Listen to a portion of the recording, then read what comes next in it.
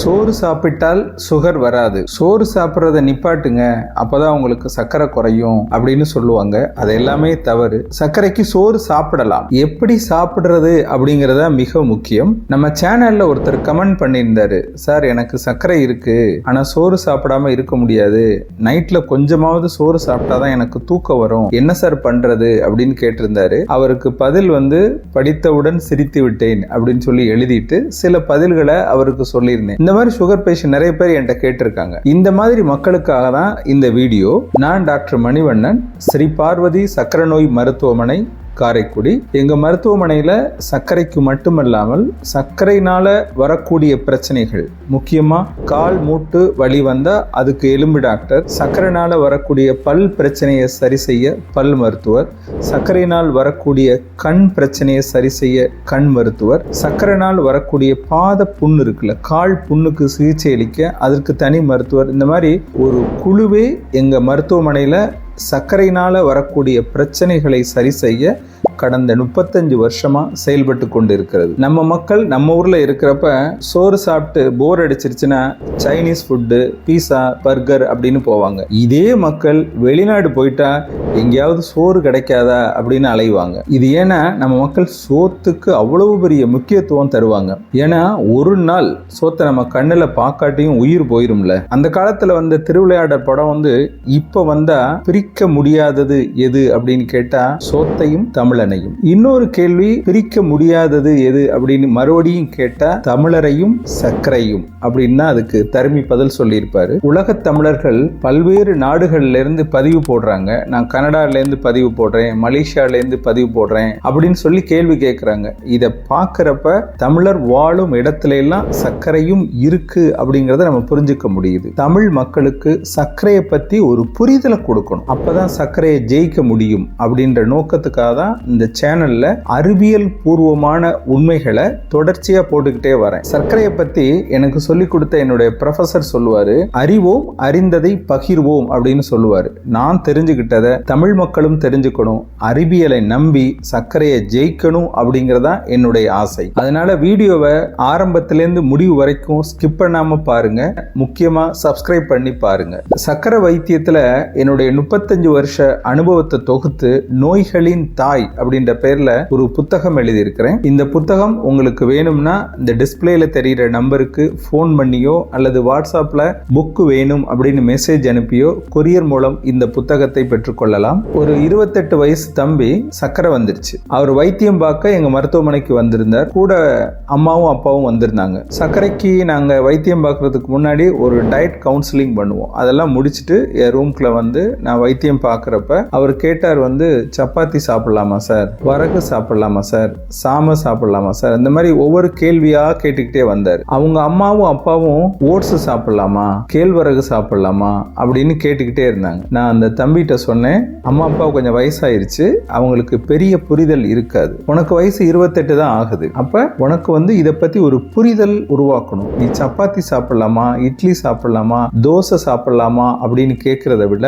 சயின்ஸை நல்லா புரிஞ்சுக்கோ, அதை உனக்கு நான் சொல்லித்தரேன், நீ அதை அம்மா அப்பாவுக்கு சொல்லிக் கொடு, அதன் மூலம் தான் சர்க்கரையை கட்டுப்படுத்த முடியும். அதை விட்டுட்டு இதை சாப்பிடலாமா இதை சாப்பிடலாமா அப்படின்னு சொல்லி கேட்கறது நம்ம சாப்பிட்ற பட்டியல் ரொம்ப நீளமானது. அதனால சயின்ஸை புரிஞ்சுக்கோ அப்படின்னு சொல்லி அவருக்கு சில விளக்கங்கள் கொடுத்தேன். அந்த விளக்கங்கள் தான் இப்ப வீடியோவா நான் உங்களுக்கு தர்றேன். நாம குழந்தையா இருக்கிறப்பவே நம்ம அம்மா நிலாச்சோறு ஊட்டி தான் நம்மளை வளர்க்குறாங்க. அப்போலேருந்து சோறு நம்ம வாழ்க்கையோட இணைஞ்சிருது. எவ்வளவு நாள் தான் சர்க்கரையை பத்தி பேசுறது, கொஞ்சம் சோத்தோட வரலாறையும் தெரிஞ்சுக்கிடுவோம். அறிவியல் பூர்வமா தமிழரோட எப்ப சோறு இணைஞ்சிருச்சு அப்படின்னு நம்ம பார்க்கணும்னா கீழடியோட ஆய்வுக்கு போவோம். கீழடியோட ஆய்வுல விதை நெல் கண்டுபிடிக்கப்பட்டிருக்கு.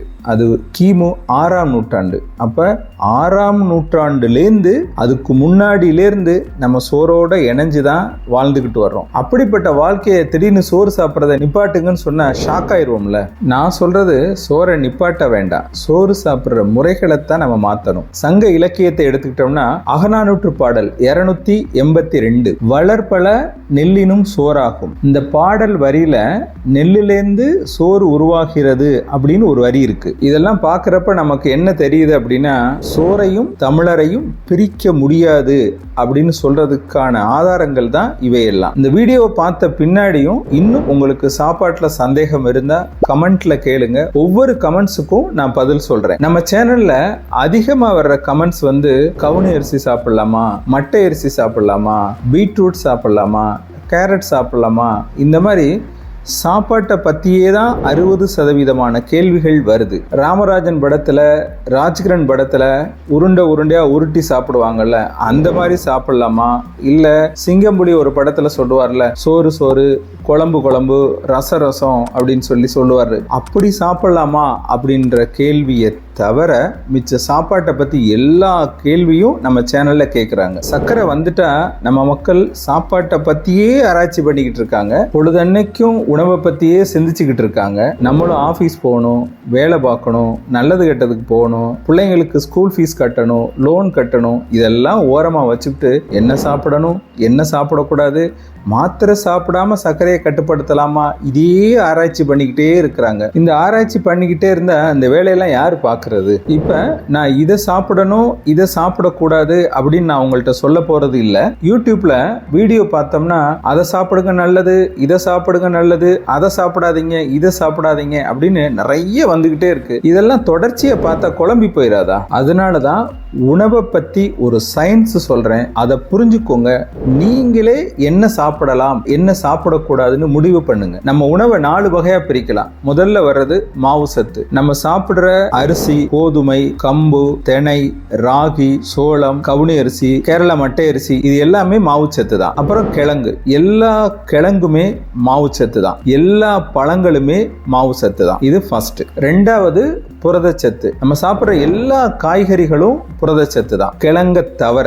அப்புறம் எல்லா பயிர் வகைகளும் புரதச்சத்து தான். எல்லா அசைவ உணவுகளும் புரதச்சத்து தான். அது ஆடா இருக்கட்டும், மாடா இருக்கட்டும், கோழியா இருக்கட்டும், முட்டையா இருக்கட்டும், மீனா இருக்கட்டும், இது எல்லாமே புரதச்சத்து தான். மூணாவது கொழுப்பு சத்து. இந்த கொழுப்பு சத்து வந்து நம்ம தினசரி பயன்படுத்துற எண்ணெயிலேருந்து நமக்கு கிடைச்சிரும். அதனால கொழுப்பு சத்தை நீங்க கவலைப்பட வேண்டாம், அது ஒரு ஓரமா வச்சிருவோம். நாலாவது நம்ம உடம்புக்கு தேவையான நுண்ணூட்ட சத்துக்கள். இது நம்ம சாப்பிடுற காய்கறிகள்ல இருந்து நமக்கு கிடைச்சிரும். அதனால அதுவும் வேண்டாம். அப்ப எஞ்சி நிக்கிறது 2 விஷயம் தான். ஒன்னு மாவுச்சத்து, இன்னொன்னு புரதச்சத்து. மாவுச்சத்து கார்போஹைட்ரேட், புரதச்சத்து புரோட்டீன். இல்ல நம்ம சாப்பிடுறதுக்கு உணவை எடுக்கிறோம் அல்லது சமைக்கிறதுக்கு ஃப்ரிட்ஜ்ல இருந்தோ அல்லது வெளியில இருந்தோ உணவை எடுக்கிறோம் அப்படின்னாலே இது புரதச்சத்து, இது மாவுச்சத்து அப்படின்னு நீங்களா புரிஞ்சுக்கோங்க. இந்த புரிதல் தொடர்ச்சியா வீட்டுல உள்ளவங்களுக்கும் சர்க்கரை நோயாளிக்கும் வந்துருச்சுனாலே சர்க்கரை குறைய ஆரம்பிக்கும். இப்ப உங்களுக்கு புரதச்சத்து எது, மாவுச்சத்து எது அப்படின்னு தெரிஞ்சிருச்சு. சர்க்கரை நோயாளிகள் புரதச்சத்தை அதிகமாகவும்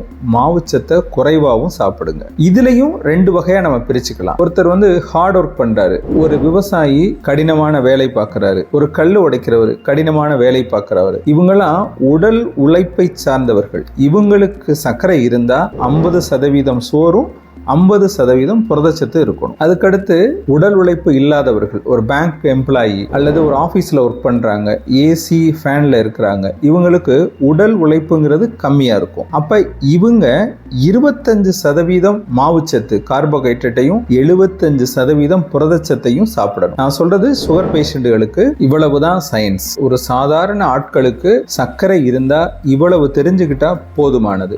என்கிட்ட வந்து அந்த தம்பிக்கு இந்த சயின்ஸை தான் நான் அவருக்கு சொல்லி கொடுத்தேன். அவரு 6 மாசம் கழிச்சு நான் பார்க்குறப்ப என்கிட்ட உணவை பற்றி எந்த சந்தேகமும் கேட்கல. அவர்கிட்ட நான் திருப்பி கேட்டேன், இதை சாப்பிடலாமா அப்படின்னு உனக்கு சந்தேகம் வரல? இல்லை சார், நான் சயின்ஸை நல்லா புரிஞ்சுக்கிட்டேன், எது புரதச்சத்து எது மாவுச்சத்துங்கிறத புரிஞ்சுக்கிட்டேன், அதன்படி தான் சாப்பிட்றேன், சர்க்கரையும் கட்டுப்பாட்டில் இருக்கு, மாத்திரையும் சாப்பிட்றேன் அப்படின்னு என்கிட்ட சொன்னார். வீட்டில் சமைக்கிறவங்களுக்கும் நீங்கள் சுமையை ஏற்றிடாதீங்க. ஏன்னா ஒரு ஸ்டேஜில் அவங்களும் வெறுத்துருவாங்க. அதனால சின்ன மாறுதல் தான். எனக்கு சோறாக்குறப்ப காய்கறியை கூட்டி வச்சுக்கோ, சோத்தை கொஞ்சம் குறைச்சிக்கோ அப்படின்னு சிம்பிளாக முடிச்சுட்டு அவங்களும் ஓகே இது சரிதான் அப்படின்னு போயிடுவாங்க. அதை விட்டு எனக்கு அதை செஞ்சு கொடு, இதை செஞ்சு கொடு அப்படின்றப்ப அவங்களும் கஷ்டப்படுவாங்கல்ல. ஒருத்தர் கமெண்ட்ல கேட்டிருந்தாரு, கவுனி அரிசியை பத்தி நீங்க பேசவே இல்லையே அப்படின்னு. கவுனி அரிசியும் மாவு சத்து தாங்க, ரேசன் அரிசியும் மாவு சத்து தான், மட்டை அரிசியும் மாவு சத்து தான். இதை சாப்பிட்டா சர்க்கரை கூடுமா கூடாதா?